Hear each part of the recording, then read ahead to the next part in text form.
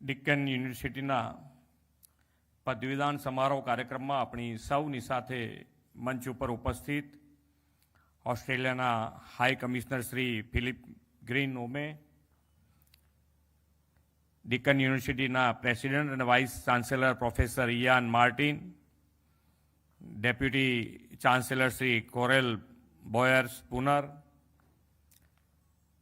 Academy બોર્ડના અધ્યક્ષ professor Judy Curry, vice president અને સીઓ શ્રી સુશ્રી રવનીત પાવા, ઇન્ટરનેશનલ બ્રાન્ચના executive director Shri John Bolton, business અને કાયદા વિભાગના dean professor Jenny Lightowlers, information technology સ્કૂલના head of the school professor Tina Myers, professor Shekhar C Mande, gift સિટીના academy અને કેમ્પસ ડાયરેક્ટર પ્રોફેસર દીપક બજાજ, આમંત્રિત સર્વે મહાનુભાવો, સર્વે વિદ્યાર્થીઓ, પ્રેસ મીડિયાના મિત્રો, સૌને મારા નમસ્કાર. આજનો દિવસ એ ડિક્કન યુનિવર્સિટી માટે ઐતિહાસિક અને ગુજરાત માટે ગૌરવનો દિવસ છે.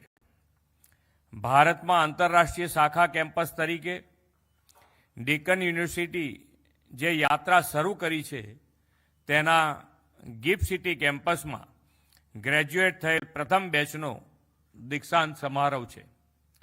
ડિગ્રી પ્રાપ્ત કરી રહેલા યુવાનોને ખૂબ ખૂબ શુભેચ્છાઓ અને અભિનંદન પાઠવું છું અને ડિક્કન યુનિવર્સિટીને સફળતા માટે પણ અભિનંદન પાઠવું છું.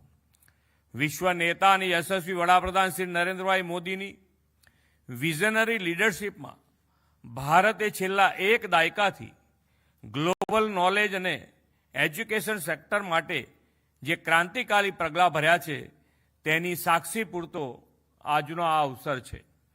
વડાપ્રધાનશ્રીના નેતૃત્વમાં દેશના એજ્યુકેશન સેક્ટરનું ગ્લોબલ નીડ બેઝ ટ્રાન્સફોર્મેશન થયું છે. ઉચ્ચ શૈક્ષણિક સંસ્થાઓમાં તેમણે ડિજિટલ અને ટેકનોલોજી ડ્રીવન એજ્યુકેશન પર ભાર મૂક્યો છે. સ્વયં અને દીક્ષા ઓનલાઈન એજ્યુકેશન પ્લેટફોર્મ્સ જેવા લર્નિંગ ઇનિશિયેટિવ્સ, ફોરેન યુનિવર્સિટીઓ અને આંતરરાષ્ટ્રીય સહકારને પ્રોત્સાહન તેમજ રિસર્ચ, ઇનોવેશન અને સ્કિલ ડેવલપમેન્ટ પર પણ સાથે સાથે ભાર મૂક્યો છે. એટલું જ નહીં, ઇન્ટર્નશીપ, એપ્રેન્ટિસશીપ અને સ્કિલ આધારિત કોર્સિસના માધ્યમથી મેક ઇન ઇન્ડિયા અને સ્ટાર્ટઅપ ઇન્ડિયા સાથે સંકલનથી શિક્ષણને ઉદ્યોગ સાથે જોડીને યુવાનોને આત્મનિર્ભર બનાવવાની તક પૂરી પાડી છે. વડાપ્રધાનશ્રીના નેતૃત્વમાં દેશમાં ઉચ્ચ શિક્ષણની સંસ્થાઓમાં સતત વધારો થયો છે. 2014માં દેશમાં આઈઆઈટીની સંખ્યા 16 હતી, તે વધીને આજે 23 થઈ છે. આઈઆઈટીના ગ્લોબલ કેમ્પસ પણ શરૂ થયા છે. આઈઆઈએમની સંખ્યા 13 હતી, આજે વધીને 21 થઈ છે અને એમ્સની સંખ્યા પણ 7માંથી વધીને 20 થઈ છે. ગ્લોબલ ઇનોવેશન ઇન્ડેક્સમાં ભારતના પ્રદર્શનમાં સતત સુધારો થયો છે. આ અવસર માત્ર ડિગ્રી એનાયત કરવાનો નહીં, પણ ભારતનું ગ્લોબલ નોલેજ સેન્ટર તરીકે જે પરિવર્તન થયું છે તેને વિશ્વ સમક્ષ ઉજાગર કરવાનો પણ પ્રસંગ છે. આજની આ ઇવેન્ટ ભારત અને ઓસ્ટ્રેલિયા વચ્ચે વધતી ભાગીદારીનું પણ પ્રતિબિંબ છે. શિક્ષણ આ દ્વિપક્ષીય સંબંધોનો મુખ્ય આધાર બનીને ભવિષ્યમાં નવી તકોના દ્વાર ખોલશે. ભારતની પ્રતિભા અને સંભાવનાઓમાં વિશ્વનો વધતો જતો વિશ્વાસ આજે સ્પષ્ટ રીતે દેખાઈ રહ્યો છે. વડાપ્રધાન શ્રી મોદી સાહેબના માર્ગદર્શન અને નેતૃત્વમાં તૈયાર થયેલી નવી રાષ્ટ્રીય શિક્ષણ નીતિ 2020 દ્વારા શિક્ષણને ગ્લોબલ સ્ટાન્ડર્ડ સાથે જોડવામાં આવ્યું છે. વડાપ્રધાનશ્રીએ પોતાના આગવા વિઝનને અનુરૂપ study in India, global initiative of academy networks જેવા પ્રકલ્પોથી ભારતને વર્લ્ડ એજ્યુકેશન હબ બનાવવા માટે મજબૂત પાયો રચ્યો છે. આજે ડિક્કન યુનિવર્સિટીની પ્રેઝન્સ પણ એ જ વિઝનનું સાકાર સ્વરૂપ છે. એક સમયે ગુજરાતની ઓળખ માત્ર વેપારી રાજ્ય તરીકે હતી, પરંતુ શ્રી મોદી સાહેબના માર્ગદર્શનમાં ઇન્ડસ્ટ્રીઝ, ટ્રેડ એન્ડ ઇનોવેશનનો સમૃદ્ધ વારસો ધરાવતા ગુજરાતે હંમેશા વૈશ્વિક દ્રષ્ટિકોણ અપનાવ્યો છે.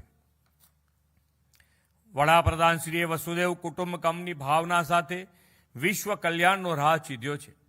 તેમના જ માર્ગદર્શનમાં ગુજરાત આજે ટ્રેડ એન્ડ ટ્રેડિશનથી આગળ વધીને ગ્લોબલ ઇકોનોમી અને નોલેજ સેન્ટર તરીકે ઉભરી રહ્યું છે. ગુજરાતને વડાપ્રધાનશ્રીના નેતૃત્વનો લાભ અઢી દાયકાથી મળી રહ્યો છે. તેમના મુખ્યમંત્રી કાળથી જ ગુજરાતે શિક્ષણ ક્ષેત્રમાં અનેક નવા સોપાનો સર કર્યા છે. તેમણે તેમના આગવા વિઝનથી વર્લ્ડમાં જે બેસ્ટ હોય તે ગુજરાતના યુવાનો વિદ્યાર્થીઓને ઘર આંગણે મળે તેવો અભિગમ અપનાવ્યો. વડાપ્રધાનશ્રીના આ અભિગમના પરિણામે forensic science university, Pandit Deendayal energy university, maritime university અને રક્ષક શક્તિ તથા નેશનલ લો યુનિવર્સિટી જેવી સેક્ટર સ્પેસિફિક યુનિવર્સિટી રાજ્યમાં શરૂ કરવાનું વિઝન આપ્યું. ગિફ્ટ સિટી આ વિઝનનું જીવંત ઉદાહરણ છે. અહીં ફાઇનાન્શિયલ સર્વિસીસ, ટેકનોલોજી અને એજ્યુકેશનનું અનોખું સંકલન થયું છે.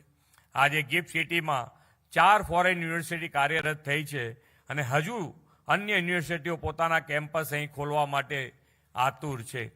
દરેક ભારતીય પરિવારમાં માતા પિતાનું એક સપનું હોય છે, તેમના બાળકના સારા જીવન માટેનું. એ સપનું કે જ્યારે મારો પુત્ર કે પુત્રી મોટો થશે ત્યારે તે કાં તો વિદેશની કોઈ યુનિવર્સિટીમાં ઉચ્ચ અભ્યાસ કરે. તે સપનું હવે વડાપ્રધાનશ્રીના વિઝનથી ગિફ્ટ સિટીમાં વિદેશની અને આંતરરાષ્ટ્રીય યુનિવર્સિટીઓ શરૂ થવાથી પૂર્ણ થશે એવો સૌને વિશ્વાસ છે. રાજ્યમાં 49 યુનિવર્સિટી હતી, આજે વધીને 109 અને સરકારી કોલેજો જે 72 હતી એ આજે વધીને 136 થઈ છે. ગાંધીનગર તો હવે એજ્યુકેશનલ હબ બન્યું છે અને national institute of fashion technology NIFT અને national institute of design NID, IIT Gandhinagar, DAIIT, નાઇપર જેવી પ્રતિષ્ઠિત શૈક્ષણિક સંસ્થાઓ અહીં કાર્યરત થઈ છે. વડાપ્રધાન શ્રી નરેન્દ્રભાઈ મોદીએ વિકસિત ભારત 2047નો સંકલ્પ કર્યો છે. તેના વિઝનમાં પણ શિક્ષણને કેન્દ્રમાં રાખ્યું છે. આજે ગ્રેજ્યુએશનની ડિગ્રી મેળવી રહેલા આપ સૌ યુવાનો આપના દેશના વિકાસમાં પાયોનિયર રહેવાના છો. તમે ડિક્કન યુનિવર્સિટીના ગિફ્ટ સિટી કેમ્પસમાંથી સ્નાતક થનારી પ્રથમ બેચના વિદ્યાર્થીઓ છો. તમારી સિદ્ધિઓ આવનારા સમયમાં અનેક વિદ્યાર્થીઓ માટે પ્રેરણારૂપ બનશે. અહીં પ્રાપ્ત થયેલો જ્ઞાન, કૌશલ્ય અને વૈશ્વિક અનુભવ તમને ભવિષ્યમાં રાષ્ટ્ર પ્રથમના ભાવ સાથે વિકસિત ભારત 2047ના નિર્માણમાં યોગદાન આપવા સક્ષમ બનાવશે એવા વિશ્વાસ સાથે ફરીથી આપ સૌને ખૂબ ખૂબ અભિનંદન પાઠવીને વિરમું છું. ભારત માતા કી જય. વંદે માતરમ. જય જય ગરવી Gujarat. Thank you.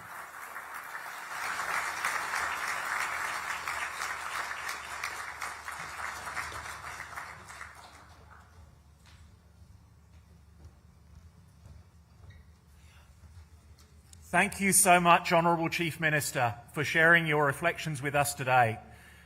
We are honoured by your presence, but I would personally like to thank you for the support from you and your government for this initiative in your wonderful state of Gujarat. If we can play but a small part in the educational growth of Gujarat, we've served our relationship and friendship well. So thank you so much for everything that you've done for this partnership. We greatly appreciate it.